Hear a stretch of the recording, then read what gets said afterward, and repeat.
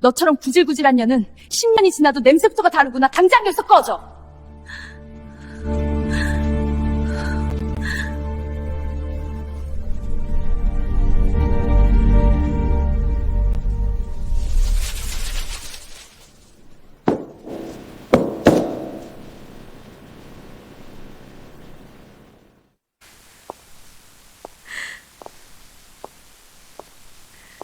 인생은 참으로 공평하다고들 하지요.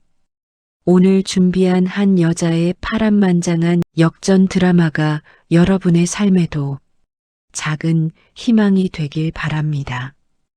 본격적인 사연 시작 전 네, 잠시만 기다려 주시겠어요? 구독과 좋아요 꼭 부탁드리고요.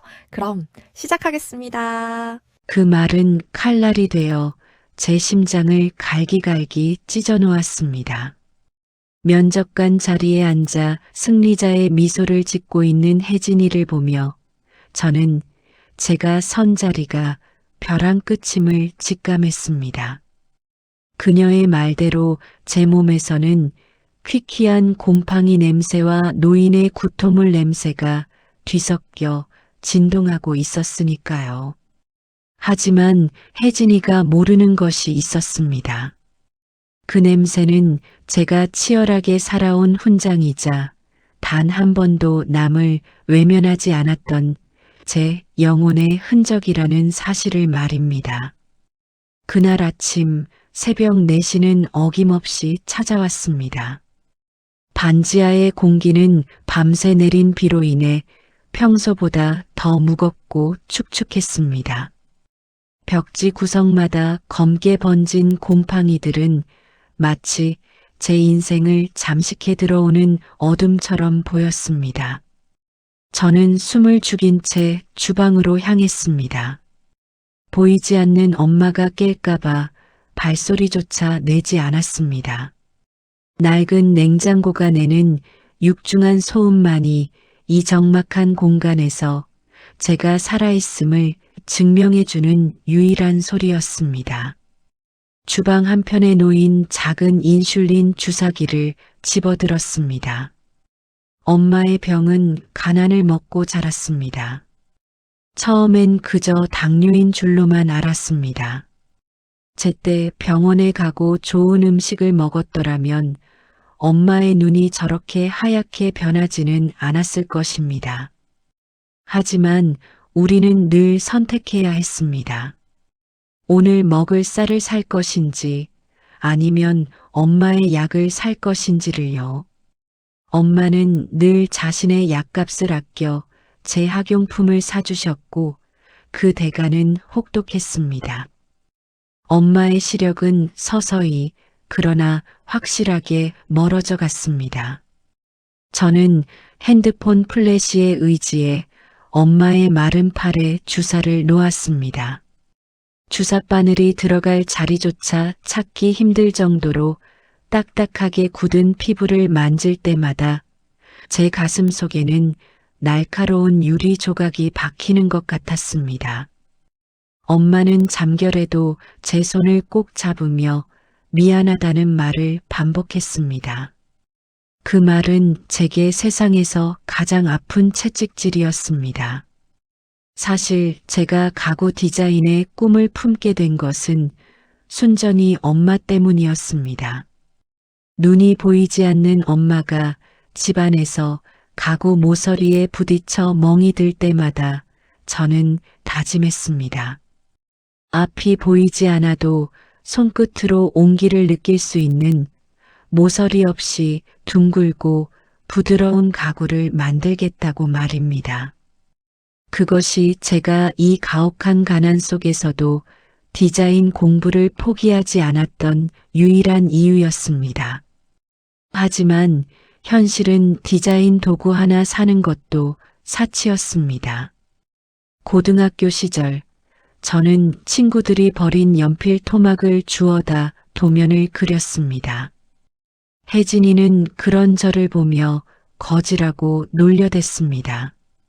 혜진이는 국내 최대 가구 기업인 루나 가구 사주의 친척이라는 배경을 등에 업고 늘 구름 위를 걷는 아이였습니다.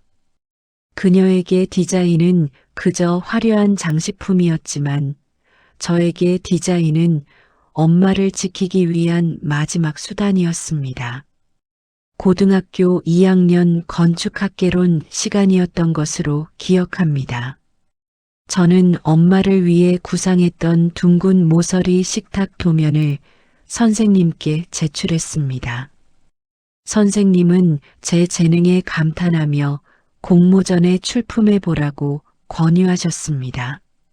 하지만 그날 오후 제 사물함은 쓰레기장으로 변해 있었습니다. 혜진이가 제 도면을 갈기갈기 찢어 오물과 함께 넣어둔 것이었습니다. 야, 김민아. 내 주제를 좀 알아. 거지 같은 방구석에서 무슨 디자인이야. 내 블라우스에서 나는 그 냄새, 학교 전체에 다 퍼지는 거 알아? 혜진이는 아이들 앞에서 저를 몰아세우며 제 가난을 전시했습니다. 저는 찢어진 도면 조각들을 모으며 울지 않았습니다. 올 시간이 있으면 선 하나를 더 그어야 한다고 생각했습니다. 하지만 혜진이의 괴롭힘은 날이 갈수록 교묘해졌습니다. 제 급식판에 모래를 뿌리거나 제가 그린 그림에 커피를 쏟는 일은 일상이었습니다. 가장 견디기 힘들었던 것은 제가 엄마를 위해 만든 작은 나무 조각상을 그녀가 발로 짓밟아 부수었을 때였습니다. 이딴 게 가구니 땔감으로도 못 쓰겠다. 혜진이는 비웃으며 조각상을 쓰레기통에 던졌습니다. 그 조각상은 앞이 보이지 않는 엄마가 손으로 만지며 웃음을 되찾길 바라는 마음으로 밤을 새워 깎은 것이었습니다. 저는 그때 처음으로 혜진이의 뺨을 때렸습니다. 그리고 그 대가는 혹독했습니다. 혜진이의 부모는 학교에 압력을 넣었고 저는 오히려 가해자가 되어 전학 권고를 받아야 했습니다. 가난한 집 자식의 진심은 부잣집 자식의 거짓말 앞에 아무런 힘이 없었습니다. 전학을 가던 날 저는 학교 뒤뜰에서 맹세했습니다. 반드시 최고의 디자이너가 되어 혜진이가 함부로 넘볼 수 없는 자리에 서겠다고요. 그리고 10년이 흘렀습니다. 그 10년은 제게 지옥과도 같은 인고의 시간이었습니다. 전학 간 학교에서도 저는 여전히 냄새나는 아이였고 졸업 후에도 제대로 된 대학은 꿈도 꿀 수 없었습니다. 낮에는 가구 공장의 톱밥 가루를 마시며 허드렛 일을 했고 밤에는 편의점 폐기 삼각김밥으로 끼니를 때우며 독학으로 디자인을 공부했습니다.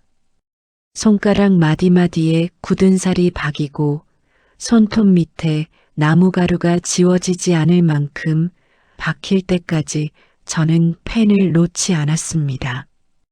혜진이가 루나 가구의 팀장으로 승승장구한다는 소식을 들을 때마다 저는 입술을 깨물며 도면을 그렸습니다. 그녀는 배경으로 올라갔을지 모르지만 저는 실력으로 기어 올라가겠다고 다짐했습니다. 마침내 루나 가구의 최종 면접 기회를 얻었을 때 저는 그것이 엄마의 수술비와 우리 가족의 미래가 걸린 제 생애 단 한 번뿐인 기회임을 직감했습니다. 면접 당일 아침 저는 어젯밤 정성스럽게 다려둔 흰 블라우스를 입고 거울 앞에 섰습니다. 무려 5년을 입어 소매 끝이 해진 옷이었지만 오늘만큼은 세상에서 가장 멋진 갑옷처럼 느껴졌습니다. 엄마는 제 손을 잡으며 보이지 않는 눈으로 제 앞길을 축복해 주셨습니다. 미나야, 우리 딸은 마음이 고우니 꼭 잘 될 거다. 남의 눈에 피눈물 나게 하지 말고 그저 사람 도리만 다하고 오너라. 엄마의 그 한마디를 가슴에 품고 면접장으로 향했습니다. 지하철역 계단을 오르던 순간이었습니다. 제 바로 앞에서 노신사 한 분이 중심을 잃더니 그대로 계단 아래로 굴러떨어졌습니다. 아! 짧은 비명과 함께 노인은 차가운 콘크리트 바닥에 머리를 부딪힌 채 쓰러졌습니다. 주변 사람들은 지각할까봐 혹은 번거로운 일에 휘말릴까봐 못 본 척 발걸음을 재촉했습니다. 제 핸드폰 시계는 면접 15분 전을 가리키고 있었습니다. 여기서 멈추면 지각은 확정이었습니다. 10년을 기다려온 기회, 엄마의 수술비가 걸린 그 면접이 눈앞에서 날아갈 위기였습니다. 하지만 파들파들 떨리는 노인의 손을 본 순간 제 발은 이미 노인을 향해 움직이고 있었습니다. 할아버지, 정신 차리세요. 제 목소리 들리세요? 저는 무릎이 깨지는 것도 모른 채 바닥에 엎드려 노인의 머리를 감싸 안았습니다. 노인의 입에서는 오물이 뿜어져 나와 제 소중한 흰 블라우스를 적셨습니다. 퀴퀴하고 지독한 냄새가 코를 찔렀지만 저는 노인의 손을 놓지 않았습니다. 노인이 구급차에 실려가며 제 손을 스치듯 잡았을 때 저는 비로소 시계를 보았습니다. 면접 시간은 이미 5분을 지나쳐 있었습니다. 저는 미친 듯이 뛰었습니다. 찢어진 스타킹과 피 묻은 무릎을 이끌고 루나 가구 본사 정문에 도착했을 때 번쩍이는 유리문 너머의 세상은 너무나 화려하고 평온했습니다. 제가 문을 열고 들어서자마자 로비를 지키던 보안 요원들이 제 앞을 가로막았습니다. 잠시만요. 이보세요, 아가씨. 여긴 아무나 들어오는 데 아닙니다. 구걸하러 오셨으면 나가세요. 저 구걸하러 온 거 아니에요. 오늘 신입 디자이너 면접 보러 온 김미나라고 합니다. 오는 길에 사고가 있어서 제가 떨리는 손으로 수험표를 내밀었지만 보안 요원은 제 몸에서 나는 냄새의 인상을 찌푸리며 저를 밀쳐냈습니다. 그때였습니다. 엘리베이터에서 또각또각 날카로운 구두 소리가 들려왔습니다. 바로 혜진이었습니다. 10년 전 저를 괴롭혔던 그 악마는 이제 세련된 팀장이 되어 저를 내려다보고 있었습니다. 무슨 일이야? 아침부터 시끄럽게? 어머, 너 김미나 아니니? 혜진이는 코를 막으며 제 주위를 천천히 돌았습니다. 경비 아저씨, 이 사람 그냥 내보내요. 루나 가구 로비에서 이런 악취가 나면 어떡해. 면접? 김미나, 내가 여길 그 꼴로 들어오겠다고? 따라와. 면접관들 앞에서 내 그 잘난 도리가 어떻게 평가받는지 직접 보여줄게. 혜진이를 따라 들어선 회의실 안에는 싸늘한 침묵이 내려앉았습니다. 혜진이는 제 몰골을 보며 마치 오물을 본 듯 코를 막아섰고 옆에 앉은 다른 면접관들은 당황한 기색으로 서로의 눈치만 살피고 있었습니다. 제 무릎에서는 여전히 붉은 피가 배어 나와 대리석 바닥에 점점이 찍히고 있었고 블라우스에 묻은 노인의 흔적은 에어컨 바람을 타고 회의실 전체로 퍼져나갔습니다. 저는 떨리는 손으로 바닥에 떨어진 가방을 고쳐쥐었습니다. 숨을 고르려 애썼지만 혜진이의 서슬 퍼런 눈빛은 제 폐부를 찌르는 칼날 같았습니다. 그녀는 제가 고등학교 시절 가장 감추고 싶어 했던 그 가난의 냄새를 기어코 다시 끄집어냈습니다. 팀장님, 정말 죄송합니다. 오는 길에 사고를 당하신 어르신을 응급실까지 모셔다 드리느라 늦었습니다. 제 실력만이라도 봐주실 수 없을까요? 이번이 아니면 저는 정말 안 됩니다. 제 간절한 호소에도 혜진이는 오히려 의자에 깊숙이 몸을 파묻으며 비릿한 웃음을 지었습니다. 그녀는 책상 위에 놓인 제 포트폴리오를 손가락 끝으로 툭툭 치더니 그대로 바닥을 향해 밀어버렸습니다. 정성 들여 그린 도면들이 회색 타일 위로 낙엽처럼 흩어졌습니다. 실력? 김미나, 너는 10년 전이나 지금이나 착한 척하면서 남들 동정표 얻는 게 실력이라고 생각하니? 내가 구했다는 그 노인네가 우리 회사 매출에 1원이라도 보탬이 돼? 여긴 비즈니스 하는 곳이지. 내 가난 구제해주는 자선단체가 아니야. 당장 나가. 내 냄새 때문에 머리가 다 아프네. 혜진이는 마치 사냥감을 몰아넣는 맹수처럼 잔인했습니다. 함께 앉아있던 나이 지긋한 면접관 한 분이 조심스럽게 말을 꺼냈습니다. 박 팀장, 그래도 이 지원자 서류 성적은 만점이었는데 디자인이라도 한번 보는 게 어떨까? 하지만 혜진이는 그 면접관을 매섭게 쏘아보며 단호하게 잘랐습니다. 이사님, 이런 기본도 안 된 사람을 뽑았다가 우리 루나 가구격이 떨어지면 책임지실 거예요? 가난한 집 애들이 그리는 건 딱 그 수준이에요. 여유도 없고 감각도 없고 오직 먹고 살려고 발버둥 치는 도끼만 가득한 거. 우리 브랜드 이미지랑은 정반대라고요. 저는 바닥에 엎드려 흩어진 도면들을 한 장씩 줍기 시작했습니다.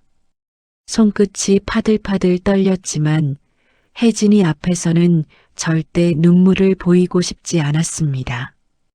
혜진이는 그런 제 뒤통수에 대고 비웃음을 멈추지 않았습니다. 야, 김미나. 혹시라도 다시 찾아올 생각 마.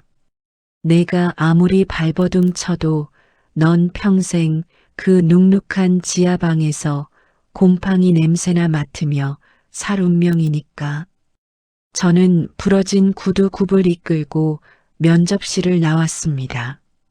루나 가구의 화려한 조명들이 저를 비웃는 것 같았습니다.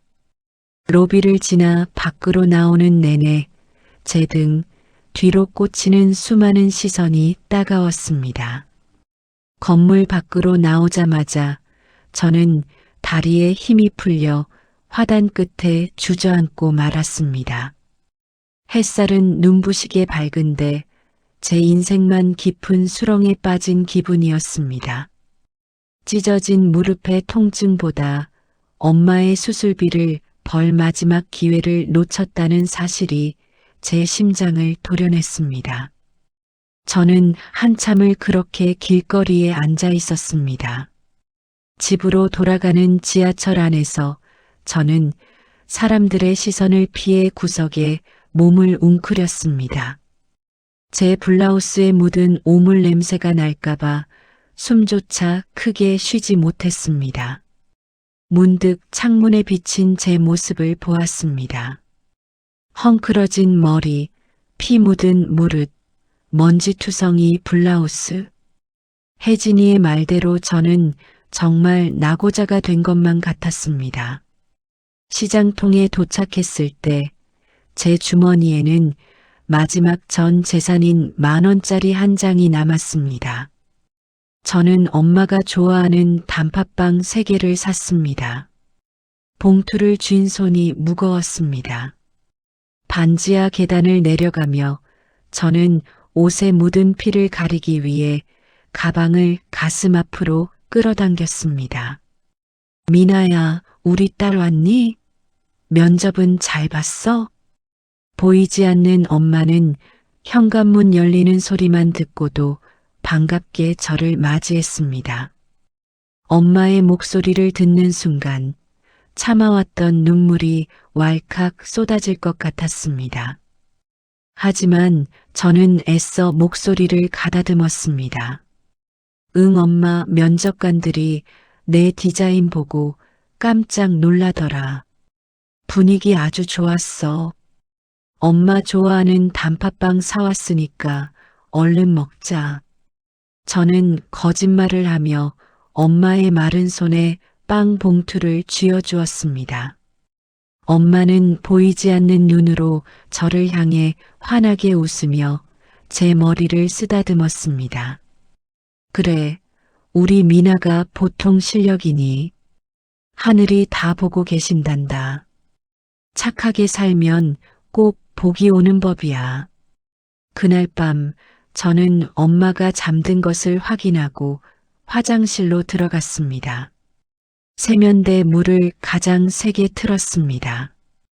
콸콸 쏟아지는 물소리에 제 비명 같은 울음소리가 묻히길 바라며 입을 틀어막고 한참을 울었습니다. 세탁해도 지워지지 않을 것 같은 블라우스의 얼룩을 비누로 문지르고 또 문지르며 저는 처음으로 하늘을 원망했습니다. 하느님, 제가 뭘 그렇게 잘못했나요? 사람 돌이 다하라는 엄마 말씀 듣고 사람 살린 게 죄인가요? 왜 우리 같은 사람들에게는 친절조차 이토록 가혹한 대가로 돌아와야 하는 건가요? 찬물에 젖은 블라우스를 가슴에 품고 한참을 흐느꼈습니다. 하지만 그 밤이 지나고 다음 날 아침 제 낡은 반지하 방문 앞에 검은색 고급 세단 한 대가 멈춰 서리라고는 꿈에도 생각지 못했습니다. 사실 어제 면접장에서 쫓겨나 집으로 돌아온 후 저는 제 인생이 완전히 끝났다고 생각했습니다. 반지하 방에 누워 천장의 곰팡이를 바라보며 엄마의 약값을 어떻게 마련해야 할지 고민하느라 한숨도 자지 못했습니다. 사람 도리를 다하면 복이 온다더니 하늘도 무심하시지. 그런 원망 섞인 한숨이 눅눅한 이불 속으로 흩어지던 참이었습니다. 그런데 오늘 아침 8시 무렵이었습니다. 평소 조용하던 우리 동네 반지하 골목이 갑자기 시장통처럼 술렁이기 시작했습니다. 어머, 저게 무슨 차래? 우리 동네에 저런 귀한 차가 왜 와? 창밖으로 들려오는 이웃집 아주머니들의 웅성거림의 대문을 열었을 때 저는 제 눈을 의심했습니다. 좁고 지저분한 골목 한복판에 칠흑처럼 번쩍이는 최고급 세단 세 대가 나란히 멈춰 서 있었습니다. 차 문이 열리고 정장을 갖춰 입은 비서진들이 일제히 내려 차 주변을 에워싸는 광경은 마치 영화의 한 장면 같았습니다. 그리고 그 세단에서 내린 분은 어제 제가 구했던 그 초라한 노인이 아니었습니다. 대한민국 가구업계의 전설이라 불리는 거물 강도윤 회장님이 비서진을 거느리고 저를 찾아오셨던 겁니다. 강 회장님은 제 거친 손을 잡으시며 미안하다는 말씀을 반복하셨습니다. 회장님은 병원에서 안정을 취하자마자 비서실을 통해 제 인적사항을 조사하셨고 제가 루나 가구의 면접에 지각한 사정부터 혜진이에게 당한 수모까지 이미 모든 보고를 받으신 상태였습니다. 미나 양, 어제는 정말 미안했네. 내 회사 직원들이 사람의 겉모습만 보고 그 안에 든 보석을 알아보지 못했어. 내가 오늘 자네의 그 꺾인 날개를 다시 펴주러 왔네. 회장님은 저를 당신의 차에 태워 곧장 본사로 향하셨습니다. 세단 뒷좌석의 가죽 시트는 어제 제가 앉았던 지하철의 차가운 의자와는 비교도 할 수 없을 만큼 따뜻했습니다. 루나 가구의 로비를 다시 걸어 들어갈 때 어제 저를 불황자 취급하며 쫓아냈던 경비원이 사색이 되어 달려왔습니다. 회장님, 이 여자는 어제. 하지만 회장님의 매서운 눈빛 한 번에 경비원은 말을 잇지 못하고 고개를 숙였습니다. 어제 경멸과 조롱이 가득했던 직원들의 눈빛들은 이제 경외와 당혹감으로 바뀌어 저를 향하고 있었습니다. 대회의실 문이 열리고 강 회장님과 제가 함께 들어서자 임원진들은 일제히 일어나 고개를 숙였습니다.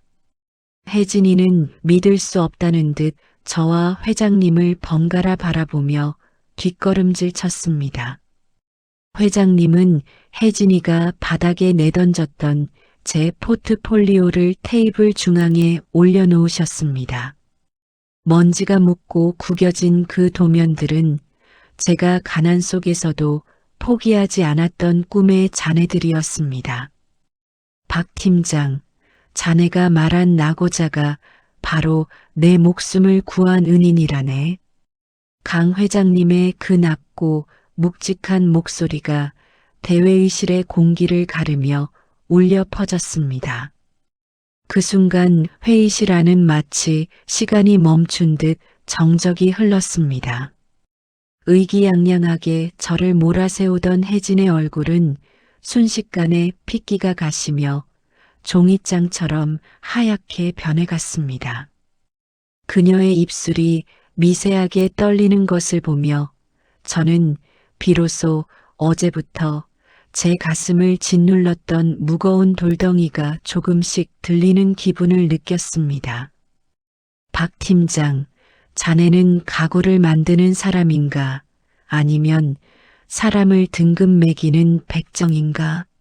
사람의 가치를 모르는 사람이 만드는 가구는 그저 죽은 나무 더미에 불과하네. 우리 루나 가구의 정신은 쉼이지 멸시가 아니야. 회장님은 혜진의 인사권을 즉시 박탈하셨습니다. 혜진이 제 가난을 비웃으며 내뱉었던 독설들이 이제는 그녀의 목을 조르는 밧줄이 되어 돌아온 것이었습니다. 혜진이는 제 앞에 무릎을 꿇고 울며 매달렸습니다. 미나야, 우리가 친구 사이잖아. 내가 잠깐 미쳤었나 봐. 제발 회장님께 말씀 좀 잘해줘. 하지만 저는 그녀의 손을 차갑게 뿌리쳤습니다. 10년 전 제 도면을 찍고 제 꿈을 짓밟았던 그녀의 악행은 결코 한순간의 실수가 아니었음을 저는 누구보다 잘 알고 있었습니다. 회장님은 혜진에게 해고를 통보하셨고 그녀는 보안 요원들에게 끌려나가며 비명을 질렀습니다. 강 회장님은 제게 루나 가구의 핵심 요직을 제안하셨지만 저는 정중히 거절했습니다. 누군가의 밑에서 화려한 명성을 쌓기보다는 제 손으로 직접 만든 온기를 세상에 전하고 싶었기 때문입니다. 회장님은 그런 저를 보며 허허 웃으시며 말씀하셨습니다. 자네 같은 사람이 만드는 가구라면 이 세상이 조금은 더 따뜻해지겠군. 그날 이후 저는 회장님의 든든한 지원 아래 작은 공방을 열었습니다. 가장 먼저 한 일은 엄마의 눈 수술이었습니다. 수술이 끝나고 붕대를 풀던 날 저는 숨을 죽인 채 엄마의 곁을 지켰습니다. 하얀 붕대가 천천히 걷히고 초점을 잃었던 엄마의 눈동자가 조금씩 저를 향했습니다. 미나야, 우리 딸, 얼굴이 이렇게 예쁜데 그동안 이 엄마 때문에 그 고생을 시켰구나. 보이지 않던 10년 동안 제 손마디가 얼마나 굵어졌는지, 제 얼굴에 얼마나 많은 눈물 자국이 스쳐갔는지 엄마는 손끝으로 제 얼굴을 매만지며 오열하셨습니다. 엄마의 그 한마디에 지난 10년의 서러움이 눈 녹듯 사라졌습니다. 제 브랜드 온기는 입소문을 타고 번져나갔습니다. 광고 한 번 하지 않았지만 사람들은 제 가구에서 느껴지는 정성과 배려를 알아봐 주었습니다. 어느덧 3년이라는 시간이 흘렀고 저는 업계에서 가장 주목받는 디자이너가 되었습니다. 비가 보슬보슬 내리는 어느 오후였습니다. 공방 가득 퍼지는 은은한 편백나무 향기를 맡으며 도면을 정리하던 그때였습니다. 3년 전 그날처럼 하늘은 낮게 가라앉아 있었고 세상은 온통 회색빛 빗줄기에 갇혀 있었습니다. 저는 새로 디자인 중인 시각장애인용 수납장의 마감 처리를 고민하며 잠시 찻잔을 손에 쥐었습니다. 따뜻한 차 향기가 공방 안을 채우고 라디오에서는 나른한 클래식 선율이 흐르고 있었습니다. 3년 전 반지하 방에서 곰팡이 냄새를 맡으며 내일을 걱정하던 저는 이제 없었습니다. 제 손엔 톱밥 가루가 묻어 있었지만 그것은 누군가의 삶을 지탱할 가구를 만드는 영광스러운 흔적이었습니다. 그때였습니다. 누군가 조심스럽게 아주 힘겹게 공방 문을 열고 들어왔습니다. 딸랑이는 종소리가 평소보다 무겁게 울렸습니다. 화려한 명품백 대신 때 묻은 비닐봉지를 들고 윤기나던 머리카락은 푸석하게 죽은 채 고개를 숙인 한 여자가 서 있었습니다. 저는 단번에 알아볼 수 있었습니다.